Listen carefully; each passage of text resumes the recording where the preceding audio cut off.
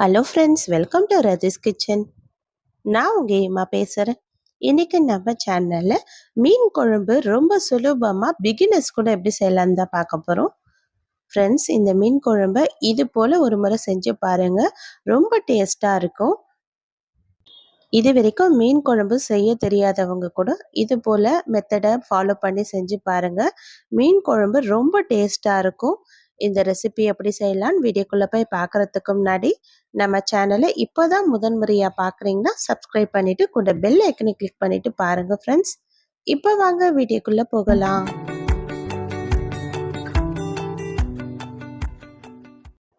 Friends, இன்றைக்கி நான் மீன் குழம்பு 1 கிலோ சங்கரா மீன் குழம்பு தான் நான் செய்ய போகிறேன். அதற்காக ஒரு 50 கிராம் அளவுக்கு புளி எடுத்து ஒரு பாத்திரத்தில் சேர்த்து, இது கூடவே 2 ஸ்பூன் அளவுக்கு கல்லுப்பு சேர்த்து கொஞ்சமாக தண்ணி சேர்த்து ஒரு 10 நிமிஷத்துக்கு முன்னாடி ஊற வச்சுட்டேன். அந்த ஊறின புளியை இப்போ நல்லா கரைச்சி எடுத்துக்கலாம். நல்லா கரைச்சிட்டு இப்போ இதை நம்ம அப்படியே ஒரு பாத்திரத்தில் வடிகட்டி எடுத்துக்கலாம். இந்த புளியில் எவ்வளோ சாறு இருக்கோ அந்த அளவுக்கு தண்ணி நம்ம கொஞ்சம் கொஞ்சமாக சேர்த்து நம்ம இது போல் கரைச்சி எடுத்துக்கலாம். கரைச்சி எடுத்துட்டு இதில் சக்கை வர அளவுக்கு நல்லா கரைச்சி வடிகட்டி எடுத்துக்கலாம். இப்போ இந்த புளியை நல்லா ஒரு 2-3 தடவை நான் கரைச்சி எடுத்துட்டேன். இப்போ இந்த சக்கையும் வந்துடுச்சு. இப்போ இது கூட மஞ்சள் தூள் தாராளமாக சேர்த்துக்கலாம். ஒரு 1/2 ஸ்பூன் அளவுக்கு மஞ்சள் தூள் சேர்த்துக்கிறேன். மீன் குழம்பு செய்யும் போது எப்போவுமே மஞ்சள் தூள் கொஞ்சம் கூட தான் சேர்க்கணும். அப்போ தான் நமக்கு இந்த மீன் குழம்புல இருக்கிற அந்த நீச்சு வாடெல்லாம் வராது. இப்போ குழம்பு மிளகாய் தூள் ஒரு 7 டேபிள் ஸ்பூன் அளவுக்கு சேர்த்துக்கிறேன். நம்ம இந்த அளவுக்கு மிளகாய் தூள் சேர்த்தா தான் காரம் கரெக்டான அளவாக இருக்கும். இப்போ இது கூடவே 3 மீடியம் சைஸ் தக்காளி சேர்த்துட்டு இப்போ இதை நல்லா கரைச்சி விட்டுக்கலாம். இந்த புளி, மிளகாய் இது எல்லாம் நல்லா கரைஞ்சி வரணும்.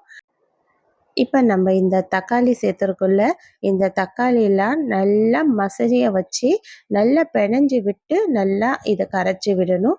அப்போ தான் நமக்கு இந்த புளி தண்ணியோடு சேர்த்து இந்த தக்காளி சாரெல்லாம் நல்லா மிக்ஸ் ஆகி வரும். இப்போ இந்த மிளகாய்த்தூள், தக்காளி எல்லாம் நல்லா கரைஞ்சி வந்துடுச்சு. இந்த அளவுக்கு கரைச்சி விட்டதுக்கப்புறமா இது அப்படியே இருக்கட்டும். இப்போ நம்ம குழம்பு தாளிச்சிடலாம். இப்போ குழம்பு தாளிக்கிறதுக்கு நமக்கு ரெடியாக இருக்குது. இப்போ கடாய் நம்ம ஸ்டவ்வில் வச்சுக்கலாம். கடாய் நல்லா சூடானதுக்கப்புறமா இதில் 50 ml அளவுக்கு சமையல் எண்ணெய் சேர்த்துக்கலாம். எண்ணெய் கொஞ்சம் நல்லா சூடாகி வரட்டும். சூடானதுக்கப்புறமா இதில் 1/2 ஸ்பூன் அளவுக்கு கடுகு சேர்த்துக்கலாம். கடுகு பொரிஞ்சு வரட்டும். கடுகு பொரிஞ்சு வர நேரத்துலேயே 1/2 ஸ்பூன் அளவுக்கு வெந்தயமும் சேர்த்துக்கலாம். மீன் குழம்பு செய்யும் போது வெந்தயம் சேர்த்துக்கணுன்னா நமக்கு ஹீட் ஆகாமல் இருக்கும். அதனால தான் நான் வெந்தயம் சேர்த்துருக்கேன். இது கூடவே 2 மீடியம் சைஸ் வெங்காயத்தை சின்ன சின்னதாக கட் பண்ணிவிட்டு சேர்த்து நல்லா வதக்கி விட்டுக்கலாம். இந்த வெங்காயம் நல்லா பச்சை வாசனைலாம் போயிட்டு ஓரளவுக்கு பொன்னிறமாக மாறி வரணும். அந்த அளவுக்கு வதக்கி விட்டுடலாம். இது கூடவே கொஞ்சமாக கறிவேப்பிலையும் சேர்த்துக்கலாம். இப்போ இது நல்லா வதங்கி வந்துட்டே இருக்கட்டும். இந்த அளவுக்கு நல்லா வதங்கி வந்ததுக்கு அப்புறமா நம்ம இதில் இஞ்சி பூண்டு நல்லா இடித்து வச்சு அதை சேர்த்துக்கலாம். இஞ்சி பூண்டு பேஸ்ட்டை அரைச்சி சேர்க்குறத விட ஒரு 4-5 பூண்டு எடுத்து அதை தட்டிட்டு அது கூடவே ஒரு 1/4 துண்டு அளவு இஞ்சியை நல்லா இடிச்சிட்டு சேர்த்துக்கலாம். சேர்த்துட்டு இப்போ நம்ம கரைச்சி வச்சுருந்தோம்ல இந்த புளி, மஞ்சள் தூள், மிளகாய் தூள் அது இல்லாமல் தக்காளிலாம் அந்த கரைச்சி வச்ச புளி தண்ணி எடுத்து சேர்த்துக்கலாம்.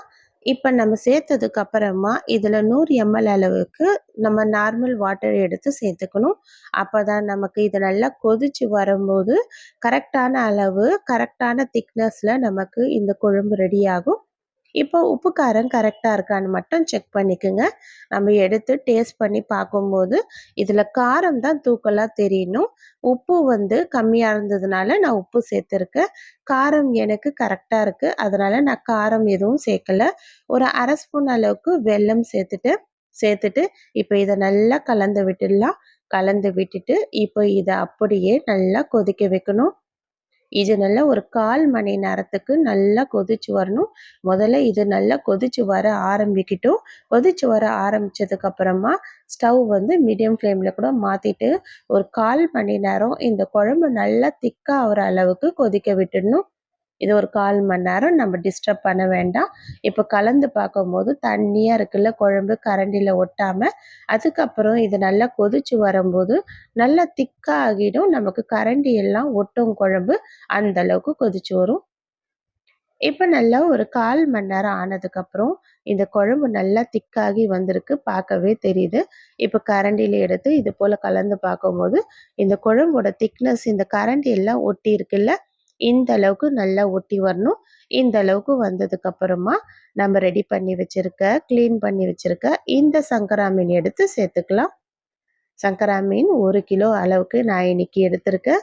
அந்த சங்கரா மீன நல்லா கிளீன் பண்ணிட்டு, இப்ப இந்த குழம்புல எடுத்து சேர்த்துக்கலாம். சங்கரா மீன நம்ம எப்பவுமே ரொம்ப அதிக நேரம் கொதிக்க வைக்கக்கூடாது. மீன் போட்டதுக்கு அப்புறமா 1 நிமிஷத்துக்கு கொதிச்சா போதும். டக்குன்னு நம்ம ஸ்டவ் ஆஃப் பண்ணி விட்டணும். ரொம்ப நேரம் கொதிக்க வச்சோம்னா, மீன் வந்து ரொம்ப சாஃப்ட்டா இருக்கிறதுனால உடைஞ்சிடும். அதனால நம்ம 1 நிமிஷம் நல்லா கொதிச்சு வர ஆரம்பிச்ச உடனே நம்ம ஸ்டவ் ஆஃப் பண்ணி விட்டுடலாம். இப்ப குழம்பு நல்லா கொதிச்சு வர ஆரம்பிக்குது. இந்த அளவுக்கு கொதிச்சு வருது பாருங்க. பபிள்ஸா அங்கங்க எழும்புதுல. இந்த அளவுக்கு கொதிச்சு வந்தா போதும். இந்த அளவுக்கு வந்ததுக்கு அப்புறமா நம்ம ஸ்டவ் ஆஃப் பண்ணி விட்டுடலாம். இப்ப இதுக்கு மேல கொத்தமல்லி இலைகள் தூவிட்டு நம்ம அப்படியே சர்வ் பண்ணலாம். அவ்வளதான் டேஸ்டியான சங்கரா மீன் குழம்பு ரெடி ஆயிடுச்சு. கண்டிப்பா நீங்களும் ட்ரை பண்ணி பாருங்க ஃப்ரெண்ட்ஸ். ட்ரை பண்ணி பார்த்துட்டு எப்படி இருக்குன்னு எனக்கு மறக்காம கமெண்ட் பண்ணுங்க. இந்த வீடியோ கண்டிப்பா உங்களுக்கு பிடிச்சிருக்கும்னு நினைக்கிறேன் ஃப்ரெண்ட்ஸ். பிடிச்சிருந்தா இந்த வீடியோக்கு ஒரு லைக்கும், மறக்காம நம்ம ரதிஸ் கிச்சனையும் சப்ஸ்கிரைப் பண்ணிடுங்க. உங்க ஃப்ரெண்ட்ஸோடையும் ஷேர் பண்ணிடுங்க. Thank you.